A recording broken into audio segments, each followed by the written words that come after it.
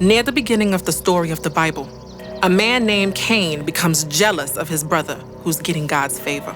And God tells Cain, be careful with your anger, because sin is a monster that wants to consume you, but you can rule it. Cain gives in to the monster and murders his brother. And as a result, God sends Cain into the wilderness, and there he builds the first city in the story of the Bible. One man builds an entire city? Well, in the ancient world, a city was a group of homes surrounded by a wall. It's for protection. Cain is afraid that someone might find him and kill him. Okay, got it. The wall makes the city. Exactly. And then the city of Cain goes on to breed a culture of revenge and violence. Later, one of the city's warriors, who was like a corrupt king, boasts in a song, if you threaten or slap me or wound my honor, I'll kill you.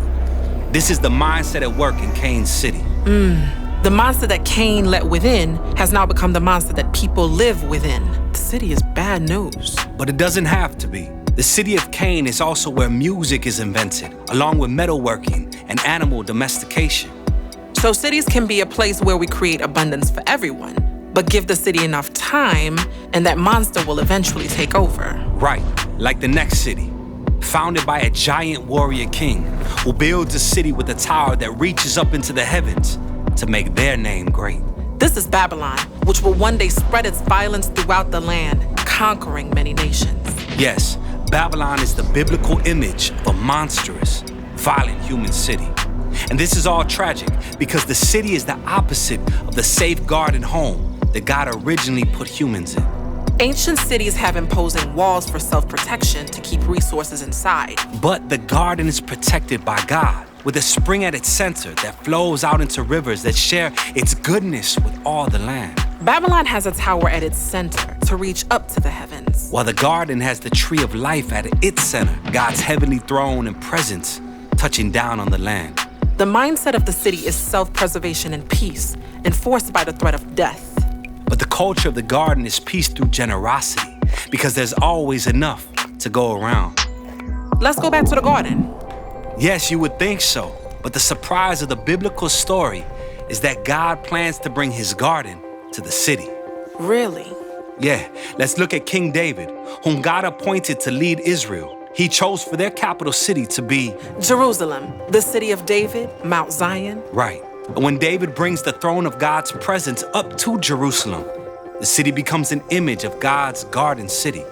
There's abundance for everybody and peace for a time. Right, until David becomes like Cain. He gives into that inner monster and murders one of his soldiers so he can take that man's wife. And so this begins the tragic story of Jerusalem's corruption through the kings from David's line.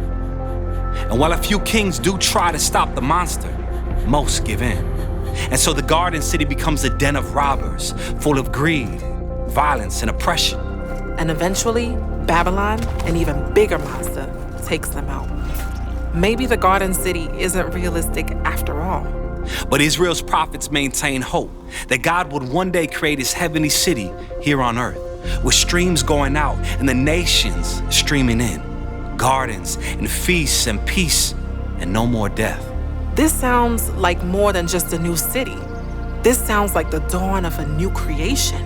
Yeah, it totally does. And it's actually this hope that brings us to the story of Jesus. In Jesus' day, Jerusalem was ruled by a violent king, Herod.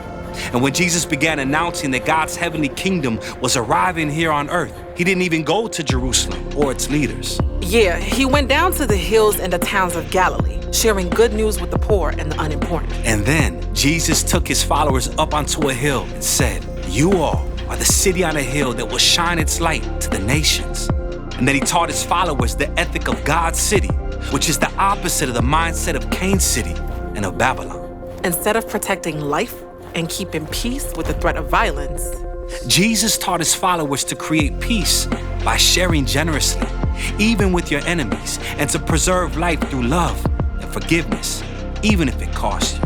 This is what it looks like when the heavenly city comes to earth. But weren't the prophets expecting that God's new city would be Jerusalem? Well, Jesus said that the Jerusalem of his day was corrupt and headed for destruction, and this stirred up trouble with the leaders of the city. So to keep peace, they used the threat of death to get rid of Jesus. But when Jesus stood on trial, knowing that they were going to have him executed, he said he was about to be enthroned as king of God's heavenly city. Wait, you can't become king by letting your enemies kill you. Well, you can, if you're stronger than death. In fact, this is the only way to transform the mindset of Cain's city, to overcome the fear of death by trusting in the power of God's eternal life that raised Jesus from the dead. This is the power that streams out from Jesus into the world today. And so the earliest followers of Jesus called each other to seek the well-being of their cities while trusting that their true citizenship was elsewhere. You mean the New Jerusalem, the city of God? Yes. And when the followers of Jesus gather and share together, they can begin to taste the life and love of that heavenly city right now in the present. And so the story of the Bible doesn't end with humans building a city up to heaven. No, it ends with God bringing his garden city down to the land. The heavenly Jerusalem, full of abundance for all the nations, with the river of life flowing through its streets.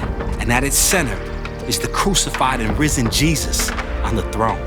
And the city walls will be decommissioned because the gates of this city will never be closed. Thanks for watching these thematic videos. Our mission at Streetlights is to help people understand the Bible for themselves. We're able to give away for free everything we make because of generous people like you all around the world. You can see all of our resources, our Streetlights Audio Bible, these videos, and more at STREETLIGHTSBible.com.